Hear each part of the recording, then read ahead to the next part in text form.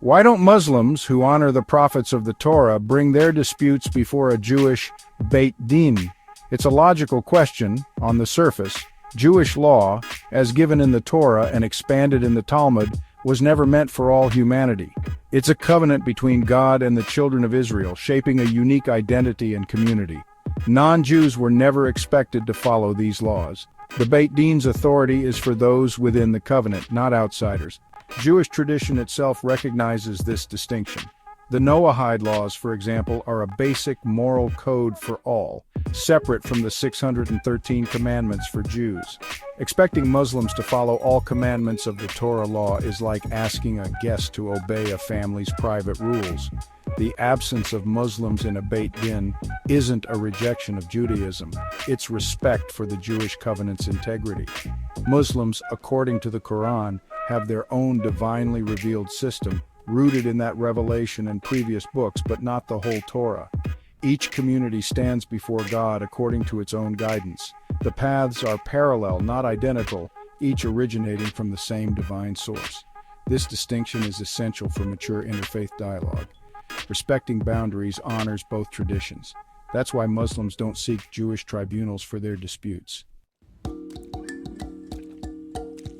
The Quran speaks of the Torah with deep reverence, calling it a source of guidance and light. It affirms the Torah's divine origin and its role as the law for the Jewish people. Surah Al-Ma'idah, verse 44, instructs Jews to judge by what God revealed in the Torah, emphasizing its legitimacy for its intended audience. The Quran doesn't command Muslims to follow Torah law, it confirms the Torah's purpose for the children of Israel. Revering the Torah for Muslims means accepting its divine origin and its role as a guide for Jews, not adopting its legal code. The Quran brought a new law for a new community, the Ummah of Muhammad. This isn't contradiction but continuation, God's guidance tailored to different peoples and times. Muslims see the Torah as a vital part of salvation history, not an obsolete text. The Quran renews the monotheistic message while providing a universal law for all who follow. It's a position of confirmation and distinction, not replacement. That's the Quran's nuanced view of the Torah. The Quran offers a pluralistic vision. To each of you we have prescribed a law and a clear way. Al-Ma'idah 48. God's plan isn't a single legal code for all, but unique paths for different communities. This verse explains why Muslims follow the Quran, Jews the Torah, and Christians the Gospel. Each has its own divinely appointed law. The Quranic perspective is a tapestry, different threads, one grand design. The goal isn't uniformity, but for each community to strive in righteousness according to its guidance. This principle allowed for peaceful coexistence in Medina, where Muslims, Jews, and others lived side by side. It recognized the Jewish community's legal autonomy and called for mutual respect.